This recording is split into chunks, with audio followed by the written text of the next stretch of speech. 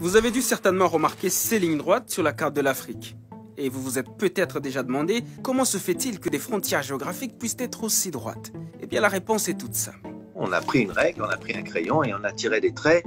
Ce sont des pays européens, l'Empire ottoman, des Américains et même des Russes qui n'avaient jamais mis les pieds en Afrique et qui traçaient tranquillement des lignes à des milliers de kilomètres de là et en l'absence des Africains. Si on ne leur a pas demandé leur avis pour les conquérir, ça on le sait, on ne leur a pas non plus ou rarement demandé leur avis pour tracer les limites. En gros, des peuples, pour servir leurs propres intérêts, ont décidé de l'avenir d'autres peuples, de leurs frontières et de leurs regroupements sans tenir compte de leur réalité. Résultat des courses, des familles divisées, des conflits géopolitiques permanents, un système commercial chamboulé et par-dessus tout, une carte qui n'a pas été pensée pour leur développement.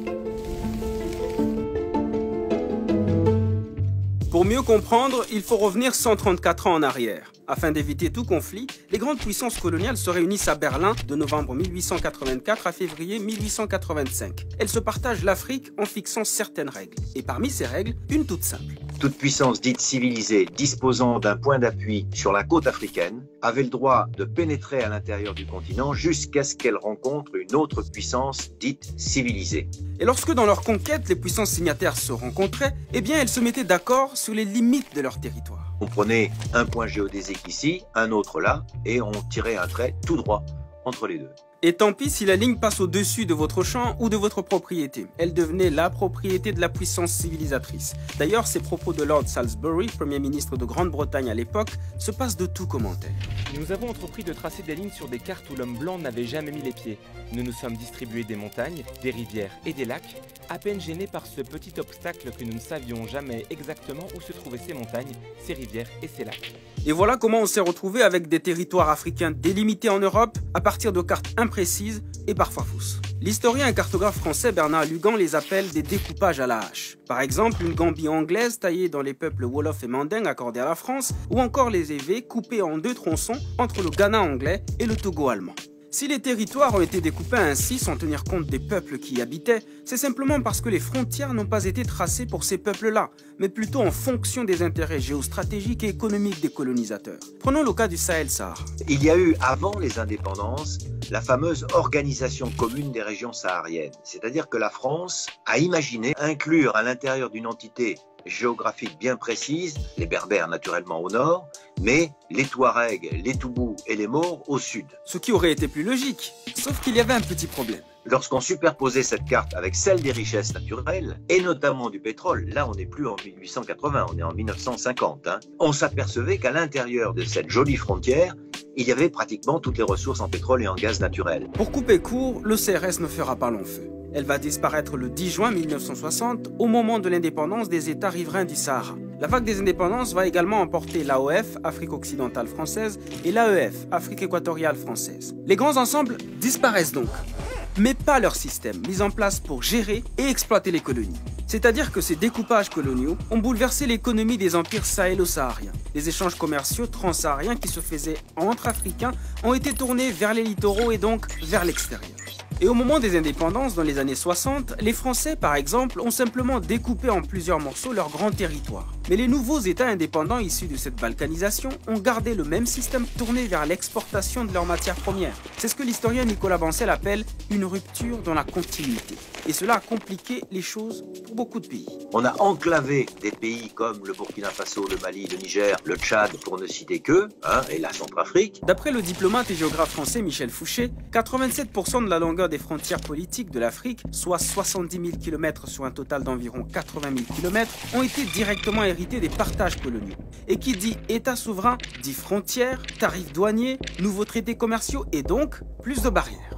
Je crois que si on avait fait reposer le découpage colonial sur une volonté de développement économique, on aurait veillé pendant la colonisation à ce qu'il n'y ait pas ces barrières qui empêchent un développement économique harmonieux. En 1964, l'OUA, qui deviendra plus tard l'Union africaine, ne veut surtout pas ouvrir une boîte de Pandore en redessinant les cartes. Elle opte donc pour l'intangibilité des frontières. Traduction, les frontières sont mauvaises, mais on les garde comme elles sont. Au début, les nouveaux États africains semblent s'accorder sur le principe. Certains s'approprient même les frontières coloniales et s'identifient davantage comme Nigérians, Ghanéens ou Ivoiriens plutôt qu'Akan, un peuple qu'on retrouve pourtant dans ces trois pays. On aurait pu par exemple décider de tracer un pays qui s'appellerait l'Akanite ou peu importe, je ne sais pas, à l'intérieur duquel les gens parleraient la même langue, un peu comme on l'a fait en Inde. Mais on ne l'a pas fait. Les frontières ainsi tracées ont divisé des groupes consanguins, les éloignant de leur territoire de rituels, de culture, de chasse et de pêche. Plus de 177 peuples ou groupes ethniques se sont trouvés éparpillés à travers plusieurs États. S'ensuivent des conflits de contestation de frontières aux aspirations indépendantistes. L'auteur Robert Waters en dénombre une trentaine. Prenons par exemple les Touaregs dans le Sahel. Il aurait été tout à fait loisible aux autorités de l'époque, notamment lorsqu'ils ont fait la première grande république du Mali, de tracer pour les Touaregs, par exemple, pour eux, ce qu'ils revendiquaient, la fameuse Azawad. L'Azawad, ils le revendiquent encore jusqu'aujourd'hui. Mais cela aurait-il empêché pour autant les conflits actuels et les divers mouvements armés? Pas si sûr, car plusieurs autres facteurs complexes entrent en jeu. Christian Bouquet cite notamment les politiques des présidents qui se sont succédés, l'échec de la transition démographique, le réchauffement de la planète ou encore les ajustements structurels. Même l'ONU constate un échec de développement généralisé des pays africains. In each case, it is about exclusion. It is about, root causes where you have young people that have no hope, where governance structures are not working. Plus de 50 ans après la décolonisation politique, l'heure est peut-être venue de décoloniser aussi les frontières. 2, 3. Le 7 juillet 2019, les pays membres de l'Union africaine ont lancé à Niamey la ZLEC, la zone de libre-échange continentale africaine, ce qui fera de l'Afrique le plus grand espace commercial au monde, selon le président nigérien.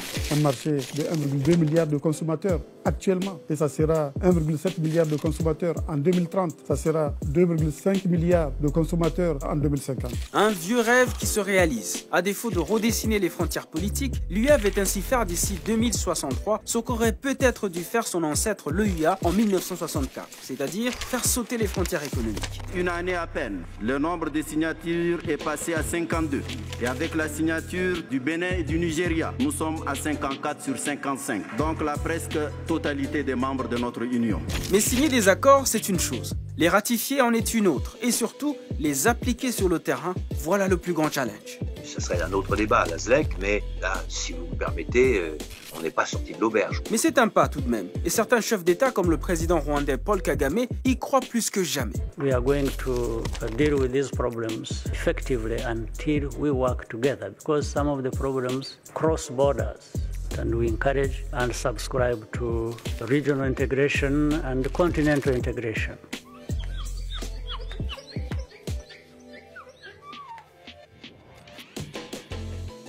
Et vous, une Afrique sans frontières économiques, vous y croyez?